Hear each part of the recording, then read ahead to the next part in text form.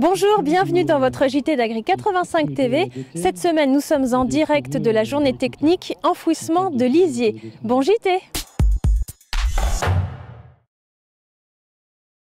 Maintenant, on va arriver à une période de non-épandage, mais donc à partir de 2018, tous les lisiers devront être enfouis.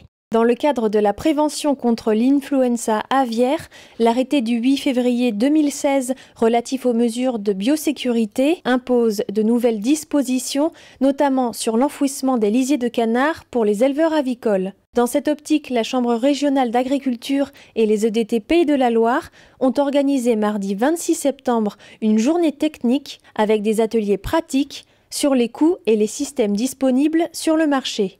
Aujourd'hui, l'enfouissement des lisiers a une grosse importance. Nous, au niveau de la Fédération des entrepreneurs et des entreprises qui participent, on met en avant notre savoir-faire et notre réactivité en termes d'investissement matériel et de travaux.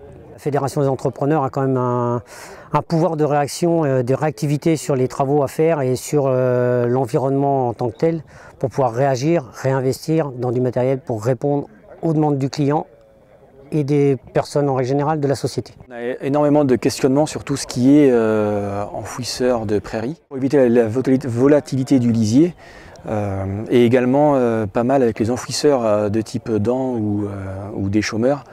Pareil, on utilise ça avant semis de maïs, de blé, de colza, de couvert pour éviter de perdre de la valeur de lisier. La première attente de nos clients, c'était l'odeur vis-à-vis des riverains. Et puis les premiers essais qu'on a faits, on a eu confirmation que nos agriculteurs étaient quand même satisfaits parce que par rapport à comparer à un pendillard, on est espacé tous les 17 cm sur les disques. On fait un petit sillon dans le sol, comparé au pendillard qui ne le fait pas. C'est ce petit sillon où on dépose le lisier vraiment dans le sol qui permet de fertiliser au plus près les racines de la prairie. Donc il y a des réflexions qui se passent soit individuellement, soit en groupe par le biais des CUMA. Donc investissement de pendillard, mais ça veut dire un matériel derrière pour enfouir, ou avec des injecteurs directs dans le sol. Donc suivant le coût, suivant les mètres cubes qu'il y a à épandre, les gens feront le choix, soit en CUMA, ou soit faire travailler des entreprises. Le document unique d'évaluation des risques, ou DUER, obligatoire depuis 2002, est parfois méconnu des employeurs agricoles ou encore mal exploité.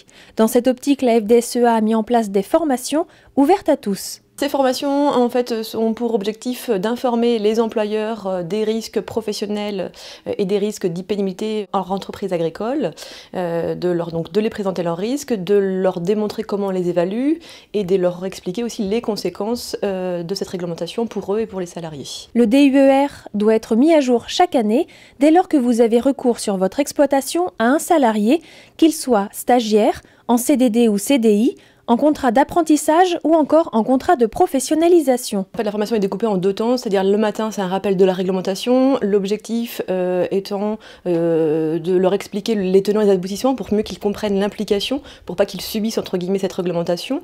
Et l'après-midi c'est une application pratique des critères de pénibilité, des facteurs de risque professionnels, par des petits cas pratiques, des mises en situation concrètes par petits groupes et ensuite une présentation du logiciel Systera étant le logiciel proposé par la FNSEA qui permet très facilement, et on explique justement le fonctionnement de ce logiciel pour établir le DUER. À l'issue de la formation, l'employeur est en mesure de réaliser le DUER correspondant à sa structure. Si les formations de l'automne sont complètes, vous pouvez vous inscrire sur la liste d'attente et de nouvelles sessions vont être programmées à partir de janvier 2018. C'est devant l'installation de fabrication d'aliments à la ferme du GAEC Limousin à Saint-Denis-la-Chevasse que la section porcine de la FDSEA s'est réunie la semaine dernière. Un sujet qui intéresse les éleveurs. En Pays de la Loire, ils sont 45 éleveurs à faire partie de l'association AirFaf qui fournit conseils et informations sur le sujet de la fabrication d'aliments à la ferme.